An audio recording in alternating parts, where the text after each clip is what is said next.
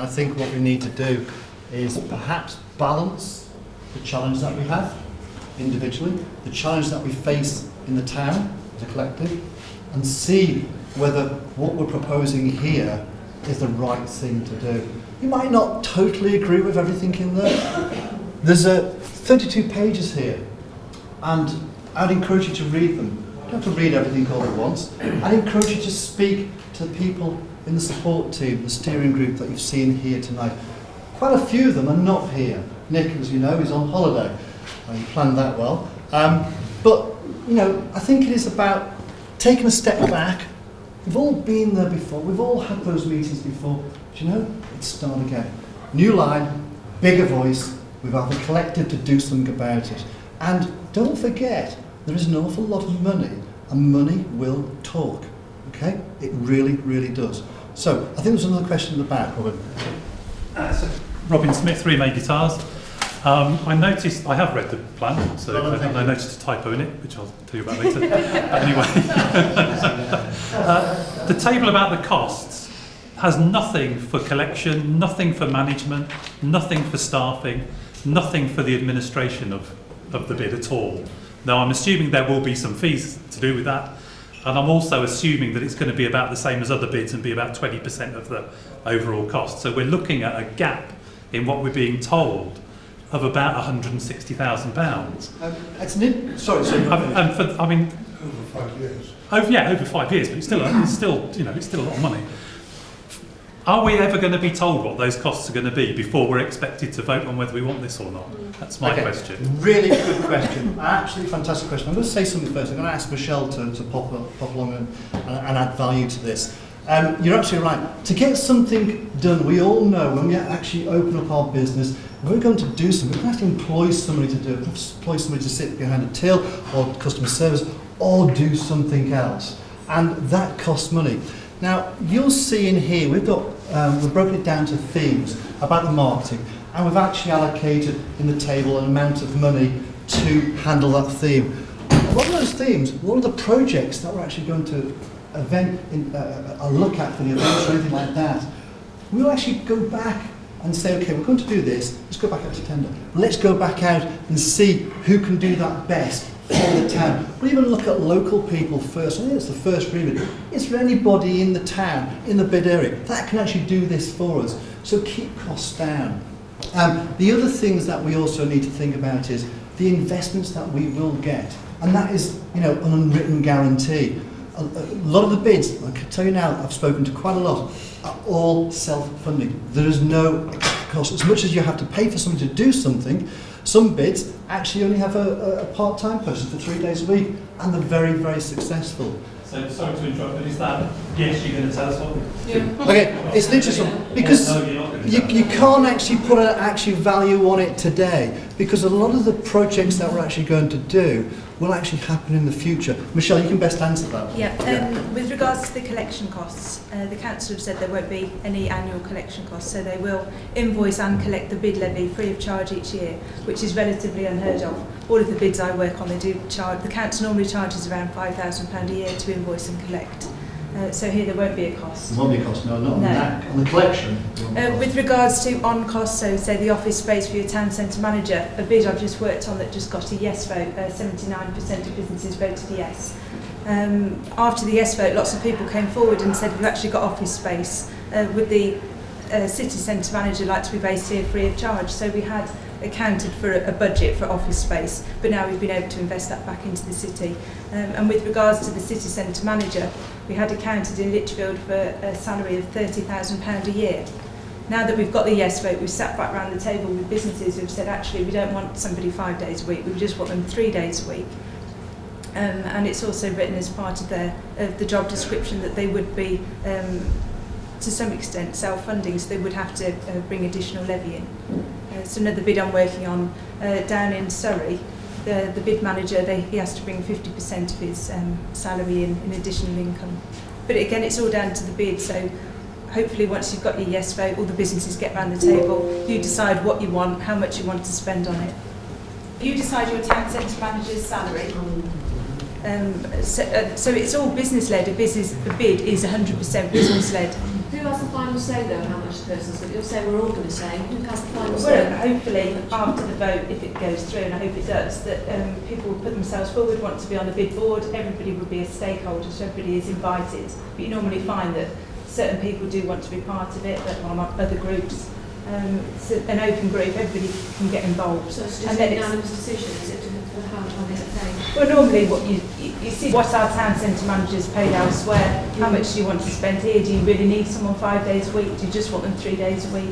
But it is a board decision, just like all of the other projects. But if you don't have somebody in place, then how can everything in the business plan happen? Everybody else is running a business. That's what So you need somebody, there'll be a project manager, and they'll get on with it. And if they're a good one, they'll be able to attract additional income as well. Excellent, thank you. I think the important point you've mentioned about who will make those decisions, every single one of you can. You can be part of this, even now as we're building up forward. If you want to join the steering group, you're more than welcome. On the assumption, and I really do think that we should do this, we get a yes vote, the bid company will be formed and will go live on April next year. And we're going to hit the road running with that. That first team is pretty much going to be made up of people who are sitting around doing in the steering group now. But there will be elections. You will actually step forward yourself. You can be voted on or voted off, as the case may be. It is a limited company. There will be a board of directors. You won't get paid, guys. Sorry, this is a free ride. You will give up your time, as we have done already.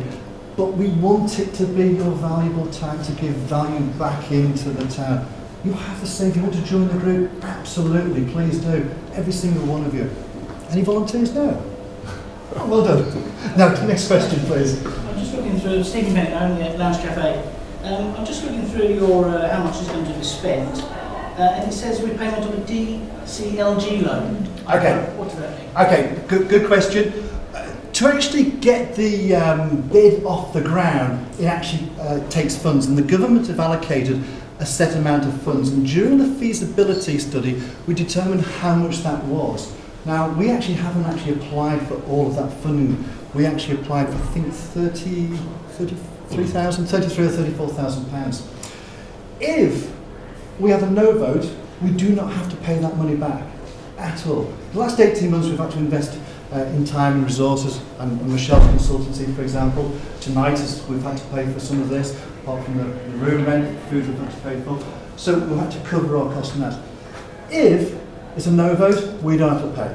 If it's a yes vote, we have to pay that money back, and that's what that contingency is in the first 2 years. But again, if we can get more sponsorship, it's a no-brainer. Any other questions? Yes, please. Hello, I'm Rachel Ray, I'm the Henley Town Centre Manager.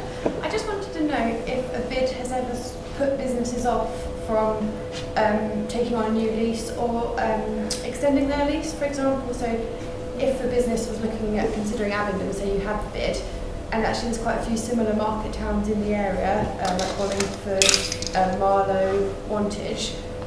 Have you ever had any experiences where people have actually gone to a different town because they don't want to pay the extra levy or haven't renewed a lease? Just wondering, out of curiosity. Anyone want to offer that? No, we haven't. I think it works, and in not in all cases, obviously, but in most cases, it tends to. If you have a chance to have that conversation with them and they understand what the bid is about and what it can do, it tends to encourage them to come. Lancaster sits very closely to Morecambe. We're kind of twin towns. We're under the same local authority. Lancaster often looks at Morecambe and says that they get more than we get, and they look at us and say, you've got more than we do. Now, Lancaster has had the bid in place for 2.5 years now. Morecambe absolutely flat refused. They wouldn't consider a bid at all until now. And now Morecambe are seeing that Lancaster's bid are delivering results. And now Michelle is in consultation with the Chamber of Commerce to try to bring a steering group together that will deliver a bid for Morecambe. So to actually answer your question is really, really difficult because we don't have that conversation necessarily with individual businesses. I've never seen a business leave because they have to pay a bid levy and take their business elsewhere. But what I am seeing is towns around us looking inwards saying, well, that looks like it's doing quite well actually, and we want one for ours. On the website, there is actually a calculator, so you put your rateable value in there, it'll actually tell you how much you'll be paying annually, weekly, monthly. For 50% of the businesses in Abingdon, it's around about £250 a year. Okay.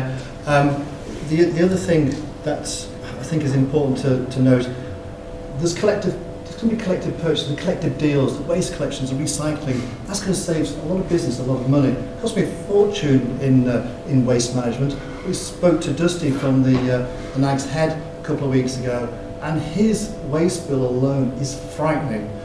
We as an organisation, the BID, can actually create and bring in a business to actually reduce a lot of these costs. I'm not just saying that because of things to say, it's actually happened before, and we've investigated and it can actually be done. Yes? Just as a complete aside, really, our contribution to the bid would be double the figure that you're talking to. And as a matter of interest, if you negotiate for waste collection, we have to pay separately to the landlords, Scottish Widows. So I'm out of that anyway. Thankfully. Okay. So why don't we, as a group, negotiate with Scottish Widows and say, do you know, we can do the job better than you. You don't want that burden. Let us take hold of it. Let us do that. Right. But let's have the conversation. Let's not answer it for them. Let's get out there and ask them. But at the moment, you can't even get around the table. No, we've had that before, so I'm not going to go around that one. Yeah. But okay, so as a collective... We spoke, they're not interested. Right. Jones Lang are not interested. Jones Lang LaSalle Yes. are on the board of the British bids. Well, it's amazing that they're not here tonight then. There was actually a bid launch going on last night, so we have actually invited quite a few people who couldn't make it because of this. I've actually met one of the directors of Jones Lang LaSalle who actually sits on the board. Very, very supportive of that. The fact that we will become a bid, we can knock on a door directly. We don't have to circumnavigate the people on the streets, the agents, or anybody else. We go straight to the top, and we all have a voice. And that is very important. We've had dealings with Scottish Widows, we've had dealings with Jones Lang LaSalle. Jones Lang LaSalle are a massive supporter of bids, and I think it will probably be Jones Lang LaSalle that will cast the vote for Scottish Widows. Yeah. Scottish Widows are heavily involved in bids. Yes, it's hard to get them around the table. Yes, it's hard to get them down to each and every area where bids are. We've got a lot of Scottish Widows properties. Whilst we've had a number of dialogue and a number of conversations with them, have they ever been to New Brit? No. But it doesn't stop us having that dialogue and getting their support. That's all I would say. There's nothing more you can do. You know, they're not going to drop everything comes around you. But having the dialogue is important to them, and they do support bids. Anil from Prices Stationers. I have a two-part question. First, I'm looking at the costings on page 20, and I'm looking at Waitrose here. Yep. It's got a rateable value of 920,000, who's probably the biggest earner in the town, yet they're only capped at 5,000.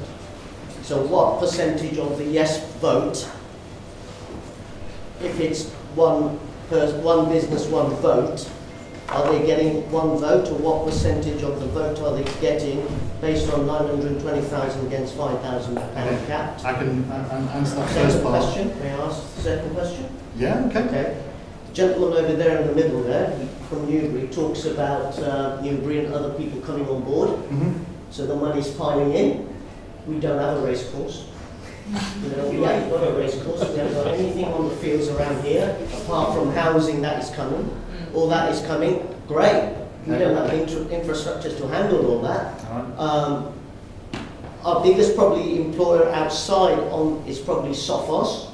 I don't know if you will be able to get them on board. Exactly. So that's what I was about to say. You've got the Science Park, you've got Fur Acres, you've got Cullen. Those are businesses around us here. They're not here. We've also... No. No, but we can actually talk to them, and we've already started talking to people. Smeg, for example, coming from Milton Park to the Science Park, they're going to support us. They're going to sponsor us. We've already had that conversation. So it's started already. So if we get a yes vote, again, we're a more powerful body, and that money will start to come in. I can't say it's going to come from Sophos, so I can't say it's going to come from it, but we've got the opportunity to go to there. We've got the opportunity of all those businesses on the Science Park, down in Cullen. That's only if you get a yes bid.